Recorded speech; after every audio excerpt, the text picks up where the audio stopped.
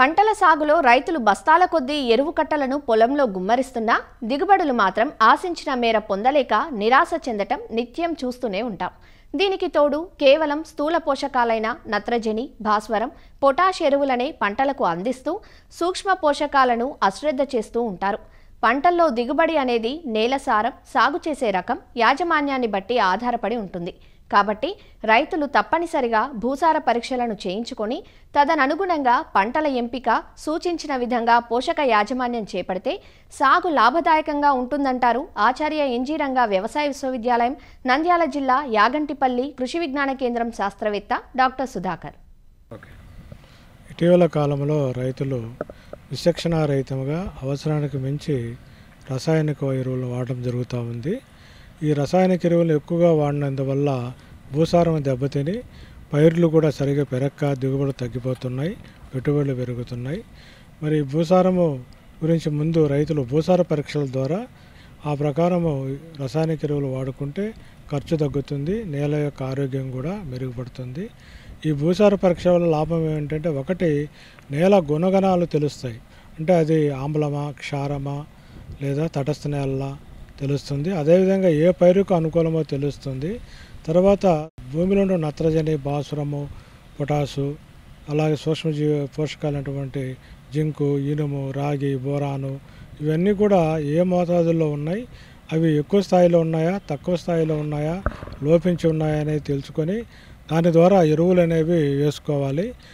ఆ భూసార పరీక్షలు కూడా నమూనాలను తీసే విధానం వ్యూహాకారపు గుంతలు తీసి ఆ గుంతలో పైనుంచి కింది వరకు మట్టిని చెంపకి మట్టి జీవినట్టు చెప్పుకొని, సో అట్లా ఒక 10 గుంతల్లో మట్టి తీసి ఆ మట్టి అంతా ఒక బండ మీద పోసి బాగా కలిపిన తర్వాత 4 భాగాలు చేసి చతుర్భాగ పద్ధతిలో 2 ఎదురెదురు భాగాల మట్టిని తీసేసి 2 ఎదురెదురు భాగాల మట్టిని కలుపుకుంటూ అలా 4-5 సార్లు చేస్తే ఒక అరకిలో మట్టి మిగులుతుంది.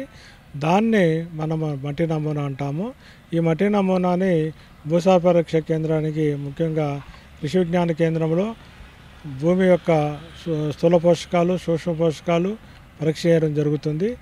మీరు ఇచ్చిన వారం రోజుల్లోపే రైతుకు రిపోర్ట్ ఇవ్వడం జరుగుతుంది.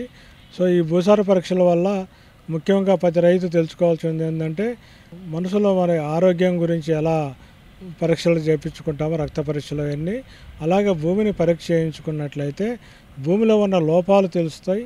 ముఖ్యంగా నేల ఆరోగ్యాన్ని కాపాడే సేంద్రియ కర్బనం అనేది 0.75 కంటే ఎక్కువ ఉండాలి. కాబట్టి ప్రతి రైతు కూడా ప్రతి 3 సంవత్సరాలకు ఒకసారి నమూనా తీసి భూసార పరీక్షా కేంద్రానికి పంపి రిపోర్టు తీసుకొని ఆ ప్రకారం ఎరువులు వాడుకున్నట్లయితే ముఖ్యంగా 4 నుంచి 5 వేలు వరిలో తగ్గుతుంది ఖర్చు. అలాగే మిరప లాంటి పైర్లు అయితే 10,000 వరకు ఖర్చు తగ్గవచ్చు. పత్తిలో కూడా 4 నుంచి 5 వేలు తగ్గుతుంది. వర్షాధార పైర్లకైతే 1000 నుంచి 2,000 రూపాయలు ఖర్చు తగ్గించుకోవచ్చు. అలాగే రసాయనిక ఎరువుల మీద వచ్చే ఖర్చు ముఖ్యంగా రైతు పెట్టే ఖర్చు కాకుండా సబ్సిడీ రూపంలో కూడా గవర్నమెంట్ ఆఫ్ ఇండియా ఎక్కువగా 50% కంటే ఎక్కువ ఖర్చు భరాయిస్తుంది. సో ఆ సబ్సిడీ అమౌంట్ తగ్గుతుంది, రైతుకు నేరుగా ఎరువుల మీద ఖర్చు తగ్గుతుంది. కాబట్టి ప్రతి రైతు కూడా ఎండాకాలంలో భూసార పరీక్ష, పైరు లేనప్పుడు భూసార పరీక్ష చేయించుకొని ఎరువులు వాడినట్లయితే మంచిది.